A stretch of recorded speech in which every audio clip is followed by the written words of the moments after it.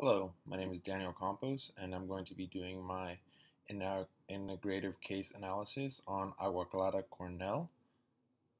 Let's get started with the first slide. This is the table of contents, which demonstrates the executive summary, introduction, time and distance business etiquette, teamwork crisis management, conclusion, and the works cited page. A bit about the case overview, as you can see here in the slideshow. The organization is a B corporation, and they work with various partner organizations throughout Central America and India as well. They're internationally focused, and the organization has expanded and done very, very well, that to the point where it was awarded a B Corp's Best for the World Overall Award for 2 years in 2015 and also in 2017 as well. The organization is a nonprofit, and they stick to their message being that clean drinking water should be provided to communities around the world. So they emphasize on getting that message across by incorporating technologies throughout all of Central America, including in Honduras, El Salvador, and also in India, in parts where it's a bit more difficult to have access to water. And so far, they've been succeeding and doing very well. A bit about how it got started. It was originally a student-based research program at Cornell University, and it was launched by this individual here by the name of Dr. Monroe in 2005. As mentioned previously, they do operate currently as of now just in Central America and also in India, and they are still, since the day that they got started up until now, they do continue to be a nonprofit organization. And through their water purification systems, they have been able to clean up to 65,000 amounts of water for people. So they've reached 65,000 people around the globe in terms of providing clean water for them. Dr. Moreau's shrink received his PhD in environmental engineering at Cornell University, exactly where the student-based research program was launched.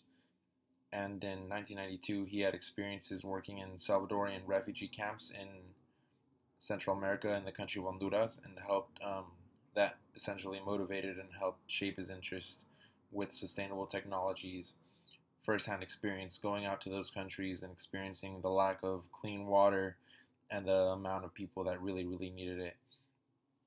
Me myself, firsthand, I've also experienced things like that, having traveled in rural parts of Mexico and South America as well, through the Amazon jungle. You see things like that, and it does shape you as an individual to want to make a positive difference in people's lives. A bit about the Agua Clara background. They conduct research in community scale water treatment technologies. They also partner with local entities and organizations to get these water treatment plants built.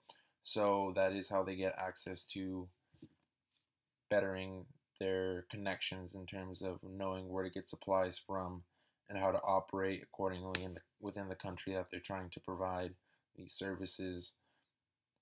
The plants are very easily accessible in terms of like the materials are made from. They are available, and all of the technology that Agua Clara provides in terms of these water purification systems do operate without electricity, which helps make it easier for the people to maintain. One of the first theories that I incorporated was the time and distance business etiquette theory. Business etiquette being that it applies to Agua Clara because they're an international organization that's working on different countries within Central America as well as India, and they engage in health benefit related matters, which is no easy task, especially when there are multiple partners and completely different ways of presenting yourself. You have to know how to present yourself to certain people that you're speaking with if you want to be taken in a professional matter, in a serious matter. And also within that falls business etiquette, what I mentioned. You can also see the concept of time within time and distance that Agua Clara follows in order to address the communication issue and the concept of time by analyzing the task of identifying that there are countries that are impoverished and can't afford the bare minimum necessities, which includes the drinking water being clean. So that's where they come into place by defining those problems and acknowledging them and trying to make a difference. And then also the concept of distance. Agua Clara being international, they fully grasp that there are distance issues that come into play, considering that some of the people that are within the organization operate in the United States, and then others operate in Central America, and then others operate in India, and just having that distance is something that becomes challenging and needs to be addressed, but they're doing a phenomenal job of continuing to expand and working on bettering water standards regardless of distance. The second theory being communication culture theory, which is very clearly something that goes into play with, once again, Agua Clara, the organization, their like misconceptions of listening being the first example of that. It's a concept that so often in the world is found to be one of the most difficult when so many people think it's the easiest. Listening can be very, very difficult for a lot of people, especially when you're doing different businesses and operating throughout the entire world. Everybody has different means of interpreting things. So misconceptions of listening are very easily fallen into when you're operating. And then the high context and low context concept. Agua Clara comprehends the demographics of the countries they're working in, so they know when to operate in a high context manner and also when not to operate, or when to operate in a low context manner. You can't go to a high context country and operate in a low context fashion, or vice versa, go to a low context country and operate in a high context manner. They won't take you seriously, they won't respect you, and you'll have issues when you're trying to engage in whatever operations may be that you're trying to engage in.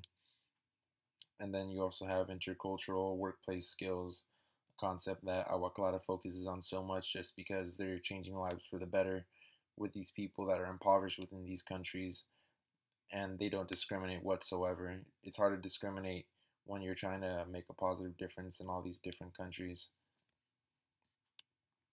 And then you have the teamwork crisis management theory, where communication planning is something that gets implemented and they contribute to managing water crisis issues in Central America, as mentioned, and as well as in India. And then you have meeting minutes, where Agua Clara prioritizes meeting minutes in the sense that they're very organized group of individuals within the work that they do. You need to be organized within this kind of work because people's lives are on stake, and then there are so many different things that need to be taken into consideration.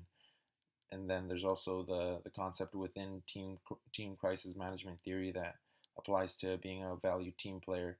The organization culture within Agua Clara is that people are there to benefit, and they're always innovating, they're always challenging the way that they do things. So being a valued team player is easy within this organization because they value and respect what every team member has to say.